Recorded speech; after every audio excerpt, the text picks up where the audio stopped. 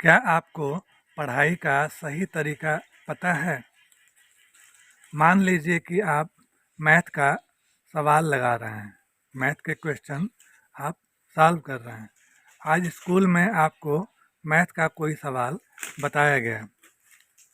यदि आप उसी सवाल को 24 घंटे के अंदर अंदर रिवाइज नहीं कर लेंगे तो आपके लिए फिर से वो नया क्वेश्चन बन जाएगा और 24 घंटे बाद आपके टीचर आपको जो भी पढ़ाए हुए हैं वो पूरी तरह से आपको भूल जाएगा। इसलिए बहुत अच्छा होगा कि क्लास में या कोचिंग में आपको जो कुछ भी पढ़ाया गया 24 घंटे के अंदर उसको ज़रूर रिवाइज कर लीजिए। और आज जो भी चीज़ आपको पढ़ाई जा रही है अगले 30 दिनों के भीतर भीतर उसको ज़रूर रिवाइज कीजिए। बहुत कम समय में उसका रिवीजन हो जाएगा। आज ही पढ़ाई गई चीज़ को तीसरे महीने के अंदर अंदर ज़रूर रिवाइज कर लीजिए और आज ही पढ़ाई गई चीज़ को 6 महीने के अंदर अंदर ज़रूर रिवाइज कर लीजिए। इस तरह से आज पढ़ाई गई चीज़ को 24 घंटे के अंदर, 1 महीने के अंदर, 3 महीने के अंदर और 6 महीने के अंदर, इस तरह से अगर 4 बार और ऐसा बहुत कम समय में रिवीजन हो जाएगा। यदि आप इस तरह से बार बार रिवीजन नहीं करेंगे तो एक ही क्वेश्चन हर बार आपके लिए नया क्वेश्चन बन जाया करेगा और आपका सिर दर्द बन जाएगा और एग्ज़ाम में नंबर लाना बहुत ही कठिन काम हो जाएगा। बहुत से बच्चे यह सोचते हैं कि हम खूब देर तक पढ़ाई करेंगे तो नंबर अच्छा हो जाएगा। अच्छा नंबर लाना एक कला होता है। जिन बच्चों को यह कला पता होता है वह बहुत कम परिश्रम में, बहुत कम मेहनत में अच्छा नंबर लेते आते हैं।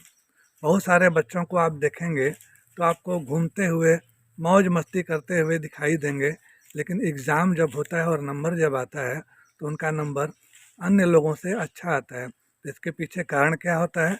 कारण ये होता है कि वह बहुत ही प्लानिंग और योजनाबद्ध तरीके से पढ़ाई करते हैं।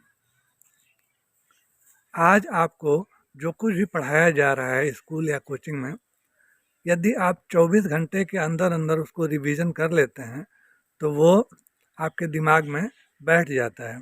और आज ही पढ़ाई गई चीज़ को 1 महीने के भीतर, फिर 3 महीने के भीतर आप अगर रिवीजन कर लेते हैं तो आपको वो हमेशा हमेशा के लिए याद हो जाता है।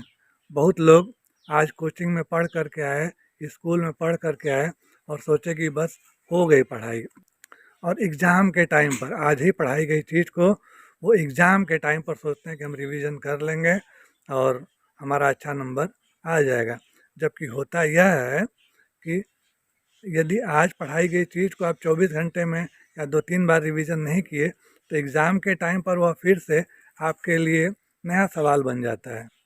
एक चीज़ और, बहुत से बच्चे ये सोचते हैं कि आज जो हम पढ़ लिए तो वो एग्ज़ाम में हम उसको लिख लेंगे।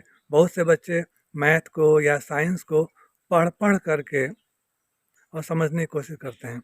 पढ़ते समय यह महसूस होता है कि वो चीज़ें तो हमें बिल्कुल आ रही हैं, लेकिन अगर कापी और पेन पर उसी चीज़ को आप लगाना शुरू करेंगे तो आप यह देखेंगे कि दूसरे तीसरे लाइन जाते जाते आप फंस जाते हैं। और जब फंस जाएंगे तो आपके दिमाग में बिल्कुल ही ऐसी सोच नहीं आएगी कि आगे कैसे बढ़ें। तो इसका एकमात्र उपाय ये है कि आप हर सवाल को, हर क्वेश्चन को अपने से लगाएं। कई बच्चे जब स्कूल में या कोचिंग में पढ़ते हैं और टीचर जब बताते हैं उस सवाल को तो बच्चों को समझ में आता है, चला जाता है और उनको यह लगता है कि ये तो हम पढ़ ही लिए और इसको तो हम लगा ही लेंगे। आप यकीन मानिए, उसी सवाल को जब आप खुद से लगाने बैठेंगे तो आप फंस जाएंगे। यद्यपि टीचर, अध्यापक जब आपको बता रहे थे तो पूरी तरह से आपको समझ में आ रहा था, लेकिन जब आप स्वयं से लगाने लगेंगे तो अटक जाएंगे, फंस जाएंगे। तो क्या करना पड़ेगा? टीचर के बताने के बाद आपको स्वयं से घर आकर के स्वयं से उसी क्वेश्चन को, उसी प्रश्न को हल करना पड़ेगा, उसी सवाल को खुद से लगाना पड़ेगा। यदि आप खुद से उसी क्वेश्चन को हल कर लिए, लगा लिए, तो एग्ज़ाम में अगर वही क्वेश्चन आ गया तब तो आप लगा लेंगे। लेकिन अगर टीचर के पढ़ाए हुए के भरोसे आपको ऐसा महसूस हो कि अरे हमको तो समझ में आ गया है, और दोबारा फिर खोल करके उसको रीडिंग लगा करके और सोचेंगे कि एग्ज़ाम में हम लगा लें, तो वही सवाल अगर फंस जाएंगे आप तो नहीं लग पाएगा। इसलिए हर क्वेश्चन को आपको अपने पेन में भरना पड़ेगा, और पेन में कोई भी क्वेश्चन कब भरा रहेगा, जब आप उसको 2 बार 4 बार लगाए रहेंगे तो यदि आप योजनाबद्ध तरीके से प्लानिंग से पढ़ाई किए रहेंगे तो चीज़ें आपको ज़रूर समझ में आएंगी।